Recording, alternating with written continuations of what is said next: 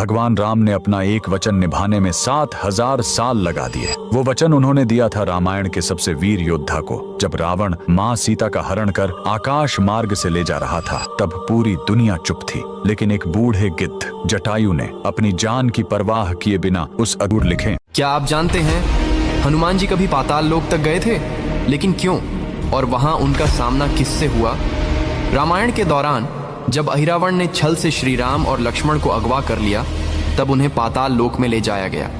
पाताल का वो मार्ग इतना अंधकारमय था कि देवताओं तक ने वहां कदम रखने से डर जताया। लेकिन तभी प्रकट हुए अजर अमर वीर हनुमान। पाताल लोक में उतरते ही उन्होंने देखा चारों ओर असुरों की भीड़, अनोखे महल और रहस्यमयी रक्षक। हनुमान जी ने अकेले ही असंख्य दैत्यों का संहार किया और सीधे पहुंचे अहिरावण की गुफा तक। कहते हैं वहां उन्होंने अपनी ही 5 मुखों वाली दिव्य रूप धारण की और उसी शक्ति से अहिरावण का वध कर श्री राम लक्ष्मण को मुक्त कराया। पाताल लोक की वह गाथा आज भी लोगों के दिल में गूंजती है। एक ऐसी यात्रा जहां भय भी पराजित हो। आज भी धरती पर मौजूद हैं भगवान श्री राम की 3 सबसे बड़ी निशानियां।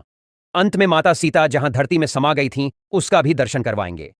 नंबर 1, राम सेतु। अपनी वानर सेना के साथ भगवान श्री राम ने श्रीलंका जाने के लिए इसी राम सेतु का निर्माण किया था। यहां से श्रीलंका सिर्फ 18 किलोमीटर दूर है। यहां आज भी ऐसे पत्थर पाए जाते हैं जो पानी में नहीं डूबते। नंबर 2, जटायु पर्वत। रावण के चंगुल से माता सीता को छुड़ाने के लिए सबसे पहले अपने प्राणों की आहुति देने वाला कोई इंसान नहीं, बल्कि गिद्धराज थे। जब रावण माता सीता को अपने पुष्पक विमान से लंका ले जा रहा था, तब जटायु सीता माता को बचाने की लाख कोशिश की, लेकिन रावण ने अपनी तलवार से जटायु के पंख काट दिए और उनकी मृत्यु हो गई। नंबर 3, माता सीता पाताल प्रवेश। ये वही जगह है जहां माता सीता धरती माता की गोद में समा गई थी। यहीं पर माता सीता ने अग्नि परीक्षा दी थी। भगवान श्री राम के दोनों बच्चे लव और कुश ने बजरंगबली को यहीं पर बंदी बनाकर रखा था।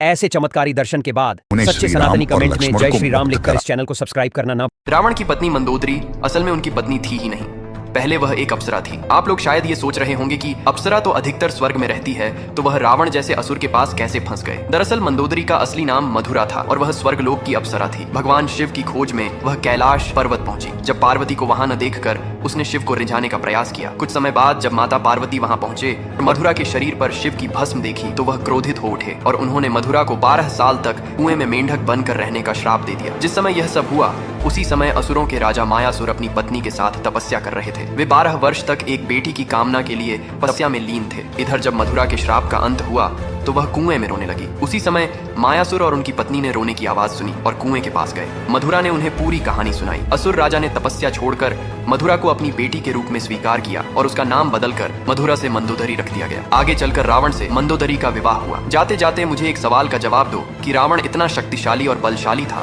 फिर भी वह राम और दोस्तों सपोज करो कि कोई इंसान मरने से जस्ट 1 सेकंड पहले ही भगवान राम का नाम ले ले, तो क्या वो इंसान स्वर्ग जाएगा या बाकियों की तरह नर्क? कहते हैं कि आज से काफी समय पहले एक पापी इंसान था जो हमेशा दूसरों को सताता ही रहता था और जब चाहे तब किसी को मार डालता था। तो एक दिन जब वो अपने डेथ बेड यानी कि मरने की हालत में था, तब उसने अपने बड़े बेटे का नाम ले लिया जिसका नाम राम था। उसने कहा, बेटे राम मुझे बचा लो। जब वो पापी इंसान यमलोक पहुंचा तो यमराज ने उससे कहा कि तुमने मरते मरते भगवान राम का नाम लिया है, इसलिए तुम्हें कुछ फल मिलेगा। और वो फल क्या होगा वो मुझे नहीं बल्कि सृष्टि के निर्माता ब्रह्मदेव को पता होगा। इसलिए यमराज उसे लेकर ब्रह्मदेव के पास चला गया। ब्रह्मदेव को तो पहले से ही सब कुछ पता था, इसलिए उन्होंने कह दिया कि ये मुझे कैसे पता होगा, ये तो उन्हें ही पता होगा ना जो दिन भर राम राम करते रहते हैं, यानी कि भगवान शिव को। तब शिव जी ने भी कहा कि ये तो मुझे नहीं पता, ये तो उन्हीं को पता होगा जो कि स्वयं राम है, यानी कि भगवान विष्णु को। तब फाइनली भगवान विष्णु ने कहा कि राम के नाम का फल यही है कि तुम जैसे पापी इंसान को भी ब्रह्मा विष्णु और महेश तीनों के ही एक साथ दर्शन हो गए। इससे बड़ी बात और क्या हो सकती है।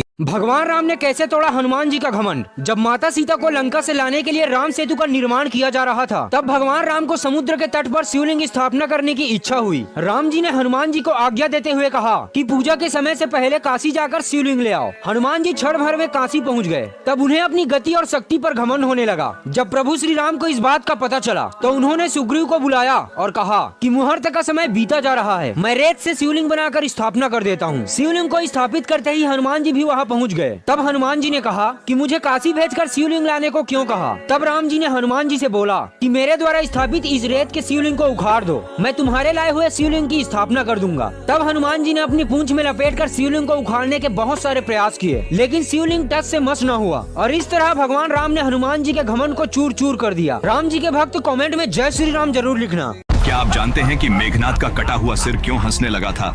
लक्ष्मण ने जब मेघनाद का वध किया तब उसका कटा हुआ सिर श्री राम के सामने लाया गया। श्री राम ने उसका सिर सुरक्षित रखने को कहा ताकि उसकी पत्नी सुलोचना को उसके पति की मृत्यु की सूचना दी जा सके। उन्होंने मेघनाद की एक भुजा को उसके महल में बाण से भिजवाया। सुलोचना को यकीन नहीं हुआ और उसने भुजा से प्रमाण मांगा। भुजा ने खड़िया से आंगन में लक्ष्मण की प्रशंसा लिख दी, जिससे सुलोचना को यकीन हो गया कि उसका पति मारा जा चुका है। सुलोचना रोती हुई श्री राम से जाकर मिली।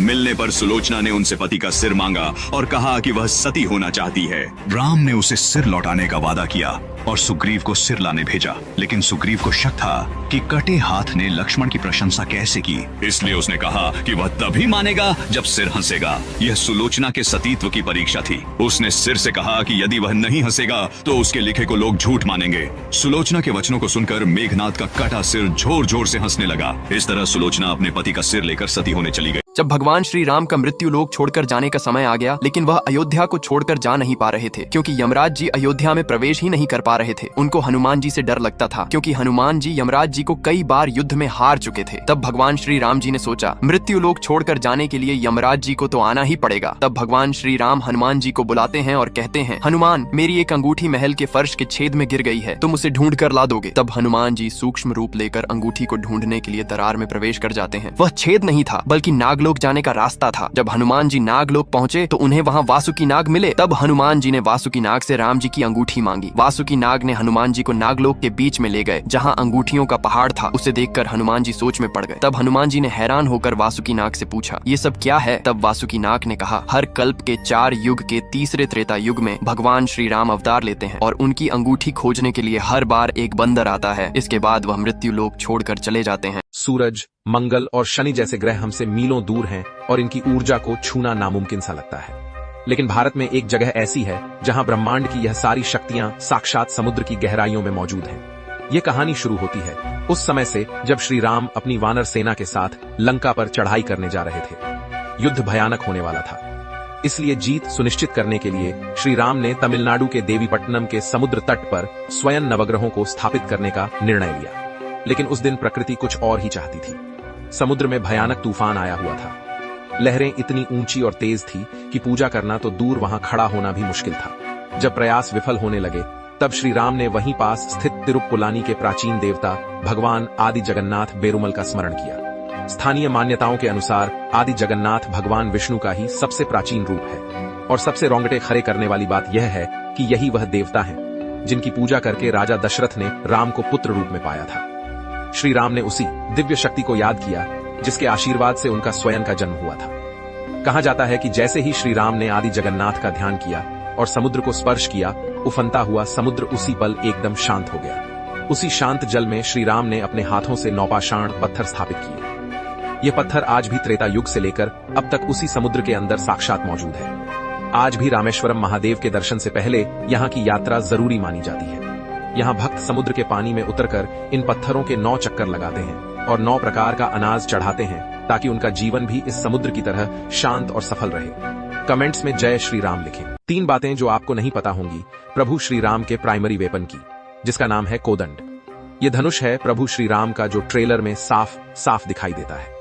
पर क्या आपको पता है कोदंड को किसने बनाया?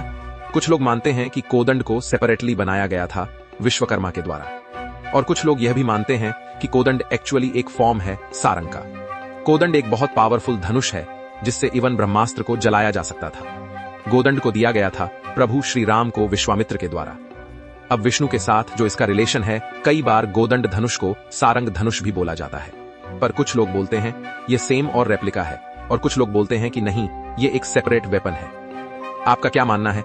कमेंट सेक्शन में जरूर बताएं। क्या आप ये जानते हैं कि राम जी के भाई लक्ष्मण ने कुटिया के बाहर जो माता सीता के लिए लक्ष्मण रेखा खींची थी, उसमें ऐसी कौन सी ऊर्जा थी जिसने रावण तक के पैर को कपा दिया था? क्या ये कोई लेजर जैसी तकनीक से लैस थी? आइए इस वीडियो में देखते हैं। देखो, इस लक्ष्मण रेखा का असली नाम सोमतिथि विद्या है। ये भारत की प्राचीन विद्याओं में से एक है जिसका अंतिम प्रयोग महाभारत युद्ध में किया गया था। इस लक्ष्मण रेखा का उल्लेख वाल्मीकि रामायण में तो नहीं किया गया, जिसके कारण बहुत से लोग इसे फेक मानते हैं, लेकिन रामचरितमानस में ये बताया गया है। भ्राता लक्ष्मण इस विद्या के इतने ज्यादा ज्ञाता हो गए थे कि कालांतर में इसे लक्ष्मण रेखा ही कह दिया गया। देखो, कुछ लोग तर्क देते हैं कि लक्ष्मण एक रेखा बनाकर गए थे। ये वेदों से एक अभिमंत्रित रेखा थी। कहा जाता है कि ये वेद मंत्र का एक कोड है। पृथ्वी और बृहस्पति के बीच कहीं वो एक केंद्र है जो अपने अंदर जलवायु, अग्नि, थल और अंतरिक्ष के परमाणुओं को अपने अंदर सोखता है, और इसी कोड को उल्टा कर देने पर एक खास प्रकार की विद्युत ऊर्जा निकलती है जो किरणें आधुनिक युग की लेजर की तरह दिखाई देती है। बोलो जय श्री राम। आखिर गोवर्धन पर्वत को हाथ लगाते ही हनुमान जी का आधा पर्वत को अपने हाथों में उठाकर अपना वचन निभाते हैं। रामायण से जुड़ी 5 ऐसी जगह हैं जो अभी भी रामायण के उन खूबसूरत पलों और खौफनाक दृश्यों के दर्शन कराता है